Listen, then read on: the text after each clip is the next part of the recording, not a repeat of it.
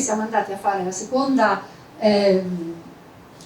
missione ad Amman, in Giordania, per portare insieme alla Farnesina, Antonio Tajani, insieme all'unità di crisi della Farnesina e alla protezione civile, ovviamente al MUR, siamo andati a prendere dalla striscia di Gaza studenti palestinesi. 3 settimane fa ne ho presi 39, ieri ne ho presi 49, che abbiamo fatto circolare in tutte le università italiane. Ringrazio per questo la conferenza dei rettori delle università italiane. Abbiamo dato loro borse di studio gratuite, all inclusive, studiano, ovviamente hanno il loro alloggio e ovviamente sono a carico dell'università, vivono, hanno il loro vitto.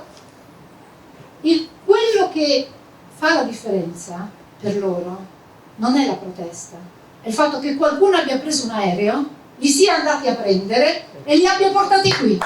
Questo significa fare soldi.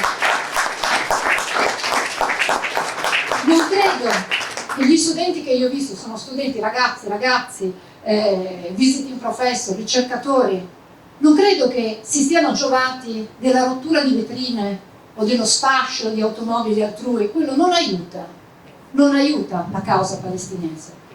Ricreare degli spazi di esistenza, riportare le agenzie di senso dove c'è stata la guerra, alimentare la fragilità della tregua cercando di renderla più forte, facendo rinascere le scuole, le università, consentendo a studenti palestinesi di venire in Italia e rimanere connessi con i loro colleghi, facendo didattica a distanza appena sarà possibile. Io mi sono resa disponibile col ministro Tajani ad andare sulla striscia di Gaza a fare un'università italiana a Gaza, in modo che possano rinascere la comunità accademica, la comunità scientifica e ovviamente la comunità studentesca.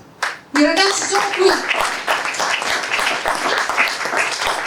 I ragazzi sono qui con noi, ci stanno arricchendo moltissimo. Raccontavo a Flavio alcuni episodi che ieri è stata una giornata meravigliosa, come 3 settimane fa è stata una giornata meravigliosa, perché li abbiamo, tra l'altro, come potete immaginare, è un corridoio molto fragile, è l'unico corridoio universitario esistente al mondo, è un corridoio umanitario universitario che non ha uguali in Europa. I paesi arabi non possono espiantare il capitale umano dalla striscia di Gaza, non lo vogliono fare,